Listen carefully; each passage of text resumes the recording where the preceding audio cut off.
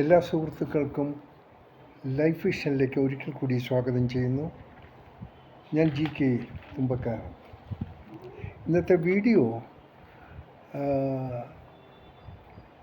ഇതുവരെയും തീരുമാനമാകാത്ത വകുപ്പുകളെക്കുറിച്ചാണ്. മന്ത്രിമാർ പലരും പല രീതിയിലാണ് ഇപ്പോൾ പ്രതികരിക്കുന്നത്. ഇഷ്ടപ്പെട്ട വകുപ്പുകൾ അവർക്ക് കിട്ടുന്നില്ല, അവർക്ക് അതിൽ അതൃപ്തിയുള്ളതായി വാർത്തകൾ വരുന്നു. എനിക്ക് ഇങ്ങനെയുള്ള മന്ത്രിമാരോട് പറയാൻ ഒന്ന് മാത്രമേ ഉള്ളൂ. നിങ്ങൾ എത്ര കണ്ട് മുന്തിയ തരം വകുപ്പുകൾ എടുക്കുന്നോ അത്ര തരം ടെൻഷനും അത്ര തരം ഉത്തരവാദിത്വങ്ങളും നിങ്ങൾക്ക് കൂടിയേ വരികയുള്ളൂ. സമാധാനപരമായി അന്തിയുറങ്ങാൻ ചിലപ്പോൾ പറ്റിയെന്നും വരില്ല. ഉദാഹരണത്തിന് ആഭ്യന്തരം അത്ര ചെറിയൊരു കാര്യമല്ല, വളരെ ബുദ്ധിമുട്ടുള്ളതാണ്. കാരണം സ്റ്റേറ്റ്സിൻ്റെ എല്ലാ ഭാഗത്തും ഉള്ള ക്രമസമാധാന നില നല്ല രീതിയിലുണ്ടെങ്കിൽ മാത്രമേ ആഭ്യന്തര വകുപ്പ് സുരക്ഷിതമെന്ന് പറയാനുള്ളൂ. ഇല്ലെങ്കിൽ എപ്പോഴും എതിരായ പരാശ്രമങ്ങൾ ഉണ്ടായേക്കാം.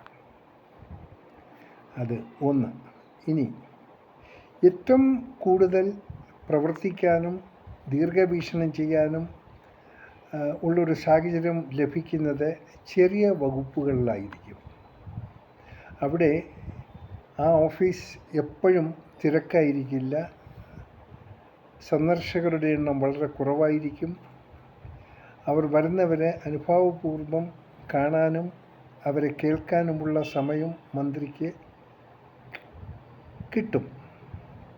ഇതിലൂടെ അപ്രധാനമായ പല കാര്യങ്ങളും ഈ വകുപ്പിന് വളരെ പ്രധാനമായ രീതിയിൽ ചെയ്തു തീർക്കാൻ സാധിക്കും. അതിലൂടെ നേട്ടങ്ങളും കൊയ്യാൻ സാധിക്കും.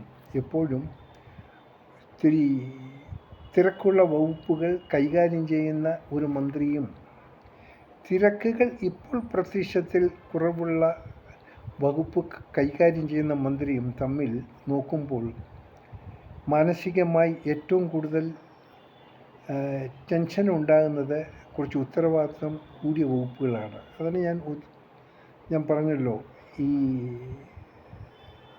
ആഭ്യന്തരം.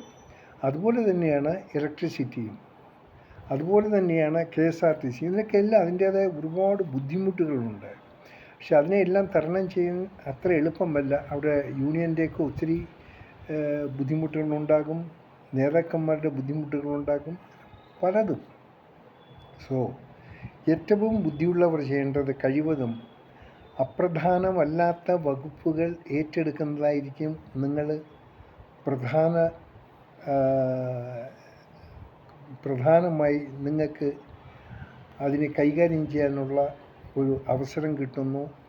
അതിൻ്റെ സമയം കിട്ടുന്ന കാരണം അതിൻ്റെ ശരിയും തെറ്റും മനസ്സിലാക്കാനുള്ള സാഹചര്യം കൂടുതൽ നിങ്ങൾക്ക് കിട്ടും. ദയവ് ചെയ്ത് വകുപ്പിൻ്റെ പേരും പറഞ്ഞ് തമ്മിൽ തല്ലാതിരിക്കുക, ഉള്ളതുകൊണ്ട് തൃപ്തിപ്പെടുക. നിങ്ങളുടെ കയ്യിൽ കിട്ടുന്ന വകുപ്പുകൾ അനായാസം നല്ല രീതിയിൽ പബ്ലിക്കിൻ്റെ ഗുണത്തിനായി എങ്ങനെ പ്രായോഗികമാക്കാൻ പറ്റുമോ ആ രീതിയിൽ ചിന്തിക്കുകയും അതിനെ കൂടുതൽ പ്രാധാന്യം കൽപ്പിക്കുകയും ചെയ്യുക. ഏറ്റവും കൂടുതൽ ജനശ്രദ്ധ നേടുന്നത് ചെറിയ ചെറിയ വകുപ്പുകളിൽ നിന്നായിരിക്കും. കാരണം ആ വകുപ്പുകൾ കൂടുതലായും ശ്രദ്ധിക്കപ്പെടില്ല, മറിച്ച് ആ ശ്രദ്ധിക്കപ്പെടാത്ത ഭാഗങ്ങളിലായിരിക്കും ആൾക്കാർ ശ്രദ്ധിക്കപ്പെടുന്നത്. പക്ഷേ കുറച്ച് സമയമെടുക്കും. നമുക്ക് ഈ ശ്രീ നരേന്ദ്രമോദി അദ്ദേഹം ഭരണത്തിലേറിയപ്പോൾ അവർ കൂടുതൽ ശ്രദ്ധിച്ചത് ഈ വേസ്റ്റ് മാനേജ്മെൻ്റായിരുന്നു. അതിൽ മഹാത്മാഗാന്ധിയുടെ ആ ഒരു ക്ലീനിങ് കോൺസെപ്റ്റും അതൊക്കെ മുൻകാലങ്ങളിൽ ആരും ശ്രദ്ധിക്കപ്പെടാതെ കിടന്നായിരുന്നു. അത് നിങ്ങൾക്കറിയാൻ പറ്റും. മേക്ക് ഇൻ ഇന്ത്യ, അങ്ങനെ പല പല പരിപാടികളിൽ കൂടി അവർ ഏറ്റവും കൂടുതൽ മോദി പോപ്പുലാരിറ്റി നേടിയത് ഒരു പോപ്പുലാരിറ്റിയും ഇല്ലാതെ കിടന്ന ഒരു സെക്ടറിനെ അപ്ലിഫ്റ്റ് ചെയ്ത് അതിലൂടെയാണ് സാധാരണക്കാരുടെ ശ്രദ്ധ കൂടുതൽപ്പെട്ടത്.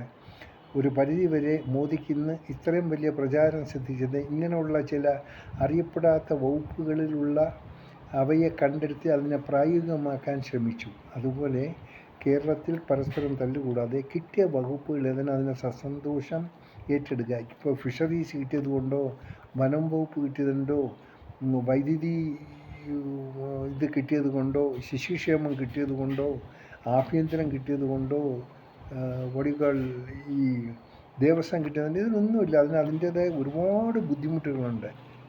സോ ഉള്ള പ്രോജക്റ്റുകളെ നല്ല രീതിയിൽ പ്രസൻറ്റ് ചെയ്യുക, അതിൻ്റെ ഇംപ്ലിമേഷൻ ചെയ്യുന്നത് എങ്ങനെയായിരിക്കണം, അതിനുള്ള സാമ്പത്തിക തുറസ്സത് എങ്ങനെയായിരിക്കണം. അപ്പോൾ ഈ രീതിയിൽ ചെയ്യേണ്ട കാര്യങ്ങൾക്ക് പകരം വകുപ്പിനു വേണ്ടി ആരും കാത്തിരിക്കാതിരിക്കുക.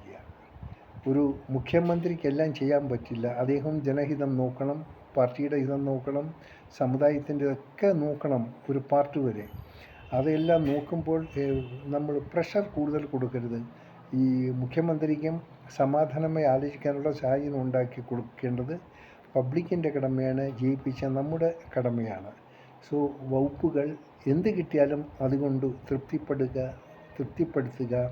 ആ വകുപ്പുകളിൽ പലതും ചെയ്യാനുണ്ടാവും. പുതുമകൾ, പുതിയ തരം സംവിധാനങ്ങൾ ഏർപ്പെടുത്താനുണ്ടാകും. അതിനുവേണ്ടി പ്രയത്നിക്കുക. അതാണ് സമയം കൂടുതലും ഉപയോഗിക്കേണ്ടത്, അതിനു വേണ്ടിയായിരിക്കണം. സോ അല്ലാതെ എനിക്ക് പ്രതീക്ഷ വകുപ്പോ അതൊന്നും കേൾക്കുക. കാലം എല്ലാത്തിനും തെളിയും. കാര്യം പ്രതീക്ഷിക്കുന്ന വകുപ്പുകളെല്ലാം ആർക്ക് കിട്ടിയത് പ്രതീക്ഷിക്കുന്ന ഇതല്ലായിരുന്നു. അപ്രതീക്ഷിതമായ പലതും സംഭവിച്ചു എല്ലാ രീതിയിലും. അതുപോലെ നമുക്ക് കിട്ടുന്നത് അതിന് സാറ്റിസ്ഫൈ ആകുക, അതിൽ തൃപ്തരാകുക, അതിൽ കൂടി പബ്ലിക്കിനെ തൃപ്തരാക്കാൻ ശ്രമിച്ചാലും നല്ല സ്റ്റാഫിനെ വയ്ക്കുക, കഴിവുള്ളവരെ വയ്ക്കുക. നിങ്ങൾക്കറിയാത്ത കാര്യങ്ങൾ നിങ്ങൾക്ക് മാർഗദർശനം തരുന്ന പേഴ്സണൽ സ്റ്റാഫിനെയും വയ്ക്കണം. അല്ലാതെ പരിചയക്കാരില്ലാത്തതിന് യാതൊരു ഇതില്ല. അതിന് ഗുണകരമായ സ്റ്റാഫായിരിക്കണം. വെറും ഫോൺ ഇടിച്ച് നിങ്ങളുടെ അപ്പോയിൻമെൻറ്റ് മാത്രം ബുക്ക് ചെയ്യുന്ന ഒരു സ്റ്റാഫായിരിക്കരുത്. ടെക്നിക്കൽ സ്റ്റാഫ്, നല്ല കഴിവുള്ള സ്റ്റാഫിനെ വയ്ക്കുക. എങ്കിലേ ഭരണം നല്ല രീതിയിൽ മുമ്പോട്ട് കൊണ്ടുപോകാൻ സാധിക്കൂ. കാണാം വീണ്ടും മറ്റൊരു വീഡിയോയിലൂടെ. കഴിവതും കിട്ടുന്ന വകുപ്പിൽ ശ്രദ്ധ കേന്ദ്രീകരിച്ച് എൻ്റെ പ്രവർത്തനം നല്ല രീതിയിൽ നടന്നു കിട്ടാൻ ഈശ്വരൻ അനുഗ്രഹിക്കട്ടെ. കാണാം വീണ്ടും മറ്റൊരു വീഡിയോയിലൂടെ. Thank you.